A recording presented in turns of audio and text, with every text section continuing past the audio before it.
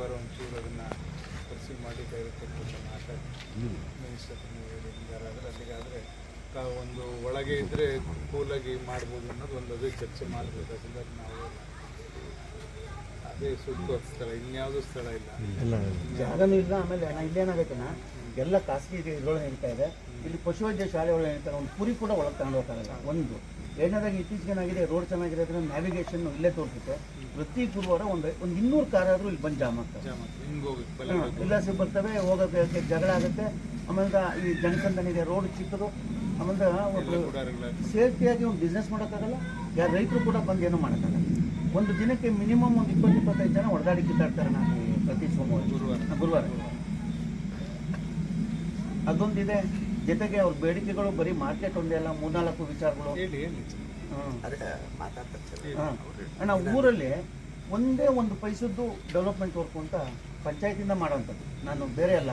ಈಗ ಸ್ಕ್ಯಾವೆಂಜರ್ಸ್ ಮಾಡಿಸೋಂಥದ್ದು, ಈ ಚರಂಡಿ ಸುತ್ತಲೂ ನೋಡ್ರಣ ಎಂತೈತೆ ಪರಿಸ್ಥಿತಿ ಐತೆ ಅಂದರೆ, ಸೊಳ್ಳೆಗಳು 5 ನಿಮಿಷ ನಿಂತ್ಕೊಳಕ್ಕಾಗಲ್ಲ ನಾವು ಉಳಿಯೋರಲ್ಲಿ. ಒಂದು ಬ್ಲೀಚಿಂಗ್ ಪೌಡ್ರ್ ಹಾಕಲ್ಲ, ಆಮೇಲೆ ಕಸ ಗುಡಿಸಲ್ಲ. ಎಲ್ಲ ಒಂದೊಂದು ಕರೆಂಟ್ ಕಂಬದ ಹತ್ರ ಒಂದೊಂದು ರಾಶಿಗಳನ್ನ ತಂದು ಚೀಲದಲ್ಲಿ ತುಳಿದೋಗ್ತಾ ಇದ್ದಾರೆ.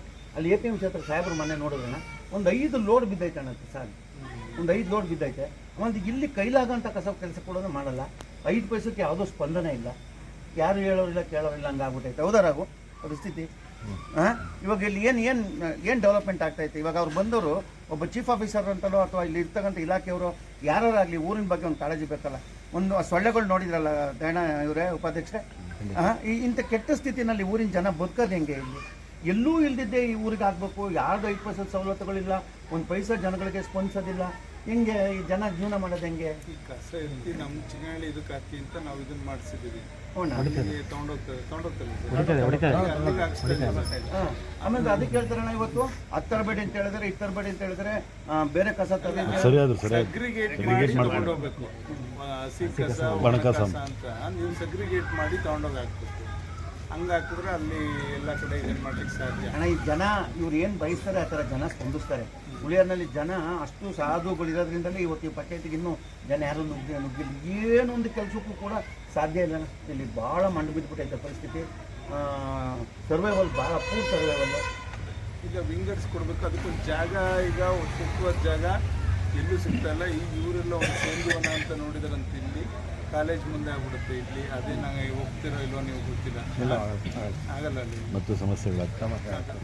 ಇವತ್ತೇನೋ ಕಾರ್ಯಾಲಯ ಜಾಗ ನೋಡೋಕ್ಕೆ PD ಅವರೆಲ್ಲ ಬಂದವ್ರೆ, ಅದು ಒಂದು ನೋಡಿದ್ದೀವಿ. ಈಗ ಕೊನೆಗೆ ಎಲ್ಲೂ ಸಿಗದೆ ಇದ್ರೆ ಮಂಜಣ್ಣ ನಂದೇ ಒಂದು 3 ಎಕರೆ ಇದೆ ಬೇಕಿತ್ತು ಕಾರ್ಯಾಲಯ ಹತ್ರ ಕೊಡ್ತೀನಿ ಖರೀದಿಗೆ ಅಂತ ಕೂತಿದ್ದಾರೆ. ಅದನ್ನೇನಾದ್ರು ಮಾತಾಡೋಕ್ಕೆ ಇವ್ರಿಗೆ ಹೇಳಿದ್ವಿ, PD ಅವ್ರಿಗೆ. ನೋಡೋಣ, ಅವ್ರ ಹತ್ರ ಒಂದು ಪಂಚಾಯತಿ ಅವ್ರು ಲೆಟ್ರ್ ತೊಗೋಬೇಕು ಸರ್. ಈಗ ತಗೊಂಡು ಅದಕ್ಕೆ ಕರೆಸ್ಪಾಂಡೆನ್ಸ್ ಮಾಡಿ ನನಗೆ ಸೂಕ್ತವಾದ ಬೆಲೆ ಕೊಟ್ಟು ಮಾಡಿ ಅಂತ ಖರೀದಿ ಮಾಡಿದ್ರೆ ಅದಾರು ಬೇಗ ಆಗುತ್ತೆ. ಹಂಗಾರು ಮಾಡೋದು. ಆಮೇಲೆ ಮಾರ್ಕೆಟಿಂಗ್ ಡೆಪ್ಯೂಟಿ ಡೈರೆಕ್ಟ್ರು ಅನ್ರಿಲೇಟೆಡ್ ಆಗಿ ಏನೋ ಅದಕ್ಕೆ ಸಂಬಂಧನೇ ಇಲ್ವೇನೋ, ಇದಕ್ಕೆ ಸಾಧ್ಯನೇ ಇಲ್ವೇನೋ ನಮಗೆ ಮಾತಾಡೋದು. ಅಲ್ಲಿ ಮಧ್ಯದಲ್ಲಿ ಒಂದು ಸ್ವಲ್ಪ ಜಾಗ ಇದೆ, ಆ ಜಾಗನ ಪ್ರಪೋಸ್ ಮಾಡಿದ್ರೆ ಅದನ್ನು ಇದಕ್ಕೆ ಇಟ್ಕೊಂಡು ಕೋಲ್ಡ್ ಸ್ಟೋರೇಜ್ಗೆ ಇಟ್ಕೊಂಡಿದ್ದೀವಿ. ಈಗ ಹೊಸ ಹೆಸರುಗಳನ್ನ ಹೇಳೋದು, ಹೊಸ ಒಂದನ್ನು ಕ್ರಿಯೇಟ್ ಮಾಡೋದು. ತುಮಕೂರು ಮಾರ್ಕೆಟಲ್ಲಿ ಕೋಲ್ಡ್ ಸ್ಟೋರೇಜ್ ಇಲ್ಲ, ಕಿತ್ತೂರು ಮಾರ್ಕೆಟಲ್ಲಿ ಕೋಲ್ಡ್ ಸ್ಟೋರೇಜ್ ಇಲ್ಲ. ಉಳಿಯೋದ್ರಲ್ಲಿ ವಯಬಿಲಿಟಿ ಬರೋದೇ ಇಲ್ಲ ಕೋಲ್ಡ್ ಸ್ಟೋರೇಜಿಗೆ. ಅದನ್ನು ಸುಮ್ಮನೆ ಇದ್ದಂಗೆ ಅದನ್ನು ಹೆಸರು ಹೇಳೋದು, ಇಲ್ಲದೆಲ್ಲ ಏನೇನೋ ವಿಚಾರಗಳನ್ನ ಇಲ್ಲಿ ಪ್ರಸ್ತಾಪ ಮಾಡೋವಂಥದ್ದು. ಮೊನ್ನೆ ಎಲ್ಲ ಸೇರಿದ್ದಾರೆ, ಅಲ್ಲಿ ಬೋಂಡ ಹಾಕಂಗಿಲ್ಲ ಅಂತ ಹೇಳೋದಿದೆ. ಬೋಂಡ ಪುರಿ ವ್ಯಾಪಾರ ಮಾಡೋರಿಗೆ ನಾವು ಮಾರ್ಕೆಟಲ್ಲಿ ಕೇಳಲ್ಲ. ರೈತರ ಪರವಾಗಿ ರೈತರು ದುಡಿಯೋಂಥದ್ದು, ರೈತರು ಮಾಡೋವಂಥದ್ದು, ಸಾಮಾನ್ಯ ಜನಕ್ಕೆ ಬೇಕಾದಂಥ ವಸ್ತುಗಳು, ದಿನಸಿ ಪದಾರ್ಥಗಳು ಮಾಡೋದಕ್ಕೆ ಅಲ್ಲೊಂದು ಅನುಕೂಲ ಆಗುತ್ತೆ. ಇವ್ರ ಪ್ರಯತ್ನ ಇದೆ. ಅದಕ್ಕೆ ಅವರು ಆ ಒಂದು ರೀಸನನ್ನು ಹೇಳ್ಬಿಟ್ಟು ಹೋಗೋದು. ಸಂತೆ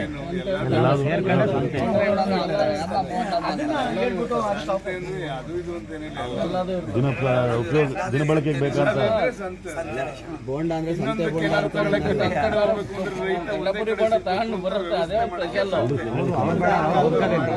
ಅವರು ಎಲ್ಲ ಕೆಲಸ ಮಾಡಿಸ್ಬೇಕಾಗತ್ತೆ ಅಣ್ಣ. APMC ಹೋಗಿ ನೋಡ್ಬೇಕಣ್ಣ. ಅವ್ರ ಆಫೀಸ್ ಒಂದಕ್ಕೆ ಹೋಗಕ್ಕೆ ಒಂದು ಜಾಗ ಐತೆ. ಏನು ಮಾಡಬೇಕು ಅವ್ರನ್ನ ಕುಣಿಸ್ಕೊಳ್ಳೋಣ ಸರ್. ಗುರುವಾರ ಕುಣಿಸ್ಕೊಂಡು ಡೈರೆಕ್ಟ್ಗೂ ಮಾತಾಡ್ತೀನಿ. ಅವ್ರು ಸುಂಕ ಕಲೆಕ್ಟ್ ಮಾಡ್ಕೊಳ್ಳಿ. ಸುಂಕ ಏನು ನಿಮಗೆ ಪಂಚಾಯತಿ ಕೊಡೋಲ್ಲ ಅವಾಗ. ನಮ್ಮದು ಹಂಗೆ ಆಗಿರೋದು. ಈಗ ಚಿಕ್ಕನಹಳ್ಳಿದು APMCಗೆ ಹಾಕಿ